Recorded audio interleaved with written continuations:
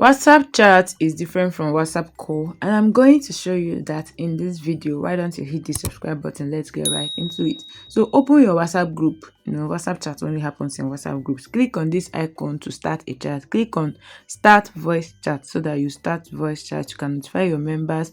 This is for speaker if you want your mic to be on speaker. This is for muting your mic if your background is noisy and you don't want people to hear what's going on. Then you want to end the call. This is it. So on the other hand, someone can start a chat and you get a notification that someone wants to talk. So you click on the join button if you are not the one that started the call to join. Then it's going to show you can see this red highlight. This is me joining the chat with other people. So like I said earlier, this button is the speaker button. This one is the mute. If your background is noisy, you don't want people to hear what they are saying in your background, you click on the mute button. Then to end the call, you click on this end button. So what is so special about WhatsApp chat, you may ask me? WhatsApp chat takes up to 256 members of your group. So if you have a large group, WhatsApp chat is ideal for you. Meanwhile, WhatsApp call just has like 32 participants, including you.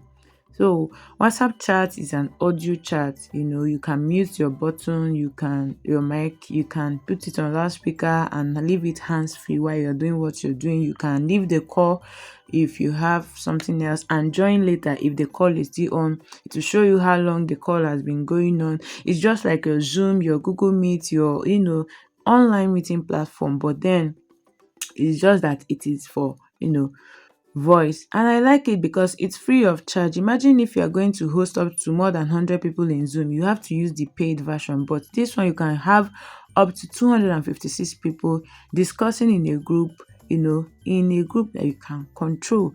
So tell me, don't you like WhatsApp chat over WhatsApp call? Okay, so if you are enjoying this video, why don't you like it? Comment. Do you use WhatsApp call? Do you prefer it, or do you want to use WhatsApp chat?